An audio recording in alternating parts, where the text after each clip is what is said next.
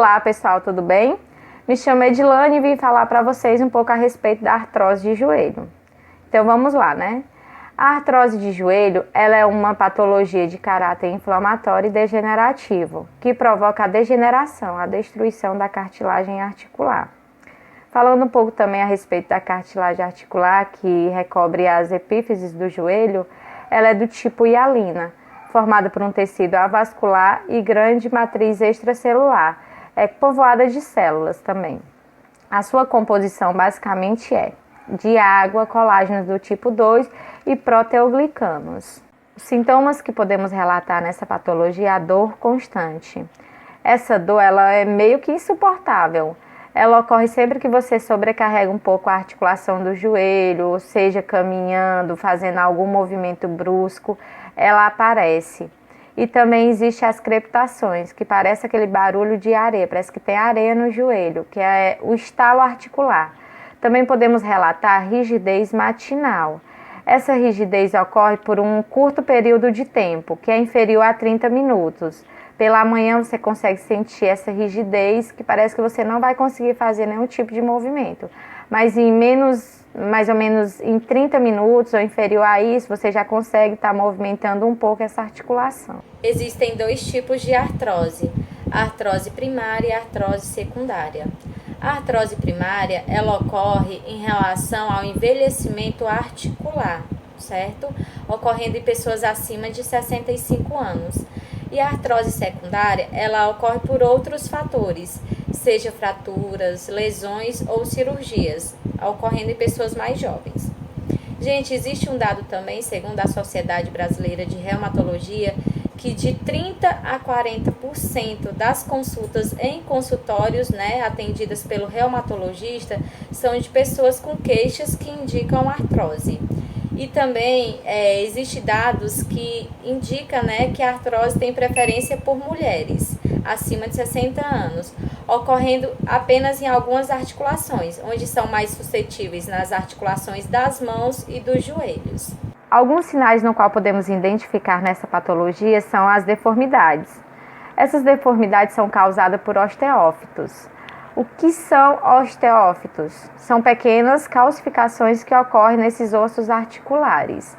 A gente consegue identificar em alguns casos o joelho valgo e o joelho varo. E o que é o joelho valgo?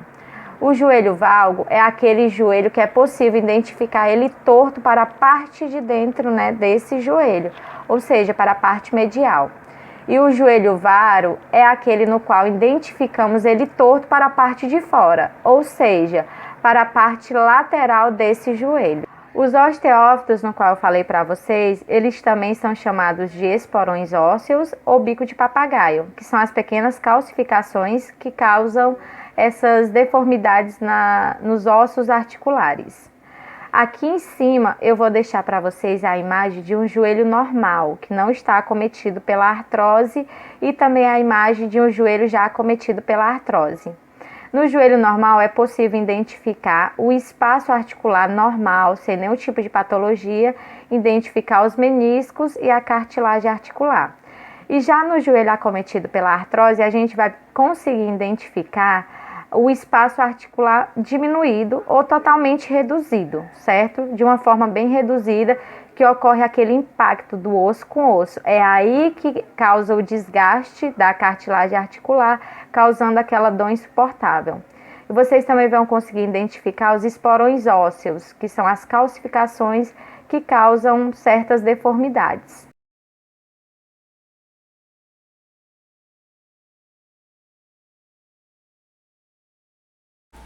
Bom, me chamo Yuri e vou falar sobre as causas da artrose. Segundo a Organização Mundial da Saúde, ela é a doença mais prevalente na população. E alguns estudos recentes mostram que indivíduos com até 65 anos de idade têm 30% de chance de ter artrose. E quando a gente pega essa idade e coloca para 75 anos, a gente vê que 80% da população já tem um grau de degeneração articular. As mulheres são mais propensas que os homens, na grande maioria das vezes, principalmente mulheres acima de 50 anos de idade, e os homens são muito mais propensos abaixo dessa idade. Normalmente os médicos colocam a artrose como uma causa do envelhecimento. Só que nem sempre a artrose ela pode ser dada como um envelhecimento em si só. Às vezes também o que pode ocasionar são vários motivos, vários fatores. Mas um dos também o exercícios cansativos, exaustivos, exercícios que vão sobrecarregar demais as articulações. Por exemplo, jogadores de futebol, atletas de qualquer esporte em si, na verdade, que possam trazer uma maior sobrecarga, uns exercícios mais repetitivos, algo que vá realmente desgastar bastante a articulação. Jogadores de futebol, o exemplo que eu dei é o joelho, é bem provável que se desgaste por um tempo, né? E a gente tem alguns jogadores que teve já esse problema no joelho por conta dessa sobrecarga exaustiva, essa repetição de movimentos que acaba ocasionando. Então não necessariamente é só o envelhecimento que vai trazer a artrose, e sim vários outros fatores. Alguns deles são também a hereditariedade, que no caso se a pessoa tiver alguém da família, pai, mãe, tia, avó, que já tenha tido a doença, pode facilitar que essa pessoa tenha também essa doença. Outro fator é a obesidade. A obesidade primeiramente por conta do sobrepeso, mas também porque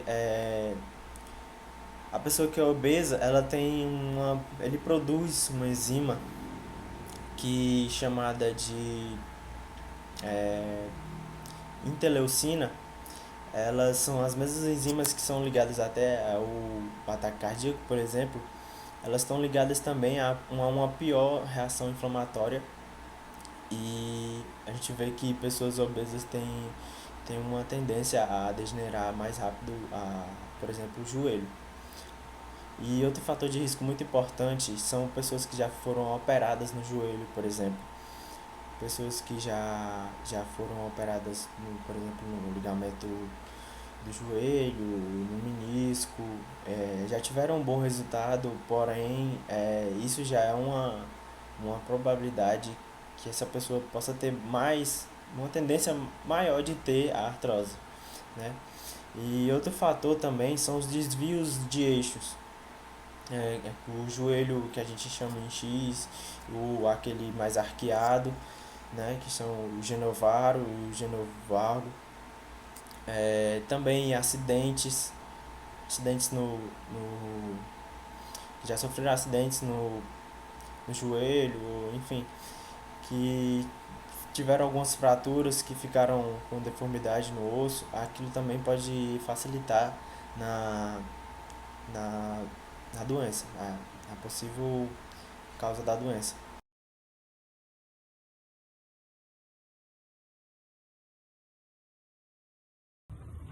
Boa noite, me chamo Gleice e hoje eu vou falar um pouco sobre o diagnóstico da artrose.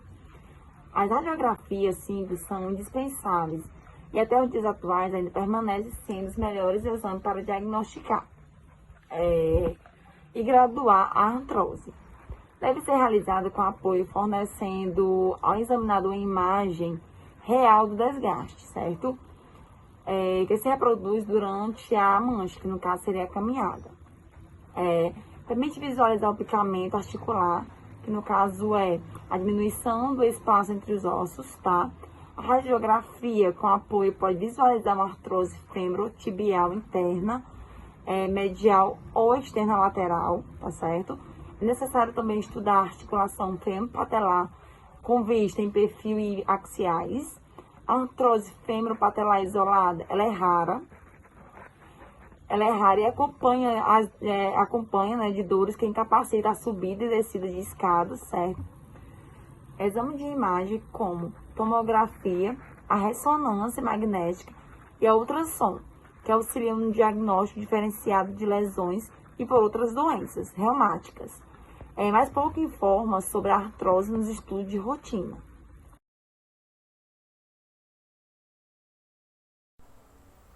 Temos aqui 4 radiografias de joelho. Reparem que na figura A e B é um joelho quase que saudável, e na figura C e D é um joelho mais desgastado. Reparem na diminuição do espaço articular aonde a artrose está acometendo. Temos aqui o melhor exame complementar para se diagnosticar a artrose, a ressonância magnética.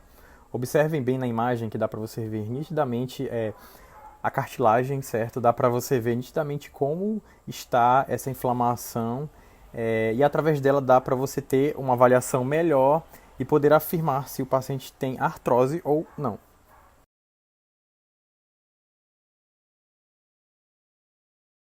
Olá, eu sou o Felipe, eu vou falar um pouquinho sobre o tratamento de pacientes com artrose no joelho.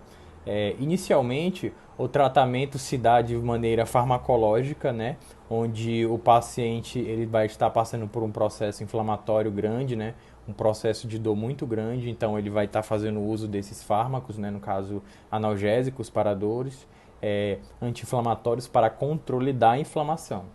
Em seguida, o paciente irá procurar um fisioterapeuta, onde o fisioterapeuta irá avaliar esse paciente de maneira global, certo? Desde a postura do paciente, como ele está andando, o tipo de calçado que ele está utilizando também no dia a dia, né? Analisar também os fatores externos onde ele convive, se aonde ele mora tem escadas, se ele tem que subir escadas. A idade também conta muito, o fator genético, saber se o paciente pratica algum exercício físico, né, ou praticou. Então tudo isso vai ajudar o fisioterapeuta a elaborar um plano de tratamento ideal para este paciente. Após a avaliação do fisioterapeuta, no caso ele pode já estar traçando um plano de tratamento ideal para esse paciente. No caso ele pode estar seguindo primeiramente o protocolo de analgesia, tendo em vista que o paciente ainda pode estar sofrendo com muitas dores. Ele pode estar utilizando a eletroterapia como uma aliada, né? No caso, o TENS seria muito interessante, né? Que é um aparelho de ondas curtas, seria muito interessante para alívio de dor, né? O laser também seria um aparelho muito interessante de ser usado, né? Para controlar aquela inflamação, aumentar o processo circulatório. A terapia manual também seria uma alternativa muito boa, pós-analgesia, no caso, que a terapia manual seria, no caso, para mobilizar um pouco aquela articulação, né? Para aliviar também os espasmos musculares.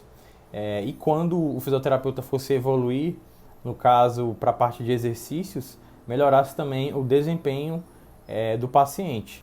Após o processo inflamatório, o fisioterapeuta pode estar instruindo o paciente a praticar certos exercícios, né? No caso, a fazer certos exercícios onde a gente vai elaborar para determinado tipo de paciente.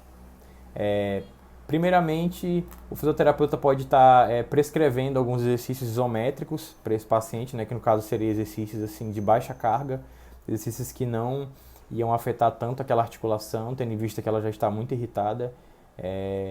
No caso, esses exercícios eles funcionam de maneira isolada, né? Você vai trabalhar ali a musculatura de maneira separada e isolada, né?